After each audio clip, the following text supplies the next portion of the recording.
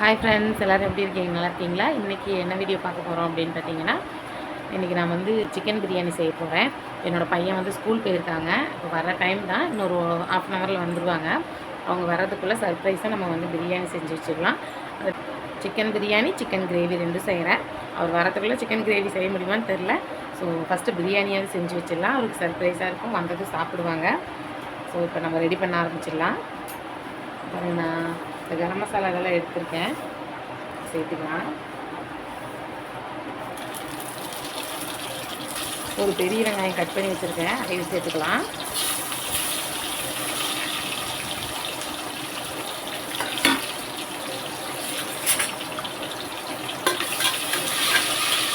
வெங்காயம் சேர்த்தாச்சு. இப்போ வந்து நல்லா வதக்கிக்கலாம்.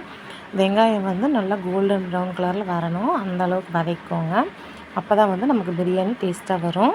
வதக்கி விட்டுட்டு இதிலையே நல்லா தாராளமாக 1 ஸ்பூன் வந்து இஞ்சி பூண்டு பேஸ்ட்டு சேர்த்துக்கோங்க. சேர்த்துட்டு 1 ஸ்பூன் அளவில் கசூரி மேத்தி வந்து நல்லா கையில் தேய்ச்சி இது கூடவே சேர்த்துக்கோங்க. சேர்த்துட்டு 2 பச்சை மிளகாய், நான் வந்து நாட்டு மிளகாய் எடுத்திருக்கேன். இது காரம் ஜாஸ்தியாக இருக்கும், அதனால் நான் 2 மிளகாய் எடுத்து உடச்சி சேர்த்துக்கிட்டேன். சேர்த்துட்டு நல்லா வதக்கிக்கோங்க. நல்லா வந்து கோல்டன் ப்ரௌன் கலர் ஆகணும். பாருங்கள், இந்த அளவுக்கு நல்லா வதக்கிக்கோங்க. வதக்கிட்டு 2 தக்காளி வந்து பழமாக எடுத்துக்கோங்க. எடுத்து நீல வாக்கில் கட் பண்ணி சேர்த்துக்கோங்க. சேர்த்துட்டு இதுக்கு தேவையான அளவு உப்பு போட்டுக்கோங்க. நான் வந்து எப்போவுமே கல்லுப்பு தான் சேர்ப்பேன். சேர்த்துட்டு இது கூடவே மஞ்சத்தூள் 1/4 டீஸ்பூன் சேர்த்துக்கோங்க. தனி மிளகாய் தூள் வந்து ஒரு 1½ டீஸ்பூன் சேர்த்துக்கோங்க. சேர்த்துட்டு எல்லாம் நல்லா கலந்து விட்டுடுங்க. நல்லா கலந்து விட்டுட்டு ஒரு 5 நிமிஷம் நல்லா வேக வச்சுக்கோங்க. தக்காளி வந்து நல்லா மசிஞ்சு வந்துடும். இதில் வந்து நம்ம கழுவி வச்சுருக்க சிக்கன் சேர்த்துக்கலாம். சிக்கன் சேர்த்துட்டு நல்லா வதக்கிக்கோங்க. சிக்கன் வந்து எண்ணெய் பிரிஞ்சு வர அளவுக்கு நல்லா வதக்கிக்கோங்க. வதக்கிட்டு இதில் வந்து ஒரு 1/2 கப் வந்து தயிர் சேர்த்துக்கோங்க. நான் வந்து அப்படியே சேர்த்துக்கிறேன். உங்களுக்கு அளவு தெரியலை அப்படின்னா நீங்கள் வந்து 1/2 கப் சேர்த்துக்கோங்க. சேர்த்துட்டு நல்லா கலந்து விட்டுடுங்க.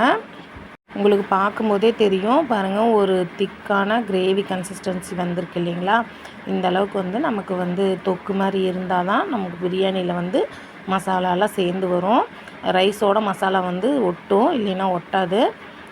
இதில் பார்த்திங்கன்னா நான் வந்து ஒரு கைப்பிடி கொத்தமல்லி இலை, ஒரு கைப்பிடி புதினா இலை சேர்த்து கலந்து விட்டுட்டு இது கூடவே ஒரு மிக்ஸி ஜாரில் அதே ஒரு கைப்பிடி அளவு புதினா இலை, ஒரு கைப்பிடி மல்லி இலை, 2 பச்சை மிளகாய், ஒரு துண்டு இஞ்சி, ஒரு 5-6 பல் பூண்டு சேர்த்து அரைச்சி இதில் சேர்த்துக்கோங்க. சேர்த்துட்டு சிக்கனோடு நல்லா கலந்து விடுங்க. நல்லா கலந்து விட்டு ஒரு 2 நிமிஷம் மூடி போட்டு வேக வச்சிங்க அப்படின்னா இதில் வந்து எண்ணெய் வந்து பிரிஞ்சு வந்துடும். எண்ணெய் பிரிஞ்சு வந்ததுக்கப்புறம் சிக்கனுடைய ஒரு 1/2 லெமன் வந்து பிழிஞ்சு விட்டுடுங்க. பிழிஞ்சு விட்டு நல்லா கலந்துட்டு இது கூட 2 டம்ளர் நான் அரிசி ஊற வச்சுருக்கேன். இது வந்து 1/2 மணி நேரத்துக்கு முன்னாடி ஊற வச்சுட்டேன். அதையும் சேர்த்துட்டு 2 டம்ளருக்கு 4 டம்ளர் அளவு தண்ணி வச்சுக்கோங்க. வச்சு நல்லா கலந்து விட்டுடுங்க. கலந்து விட்டுட்டு உப்பு செக் பண்ணி பார்த்துக்கோங்க. உப்பு கரெக்டாக இருந்தால் ஓகே, மூடி போட்டுடுங்க. எனக்கு வந்து இப்போ உப்பு கம்மியாக இருக்குது, அதனால் நான் வந்து இன்னும் கொஞ்சம் கூட உப்பு சேர்த்துக்கிறேன். உப்பு சேர்த்துட்டு நல்லா கலந்து விட்டுட்டு தண்ணி வந்து நல்லா கொதிக்க விடுங்க. ஓரளவாவது நல்லா கொதித்து வந்தால் தான் அந்த தண்ணியில் இருக்க மசாலாலாம் வந்து பச்சை வாசம் இல்லாமல் நல்லா பிரியாணியோடு ஒன்று சேர்ந்து வரும். கொதிக்க விட்டு அதுக்கப்புறம் மூடி போட்டு ஒரு 3 விசில் விட்டுக்கோங்க. பிரியாணி வந்து சூப்பராக ரெடி ஆயிரும்.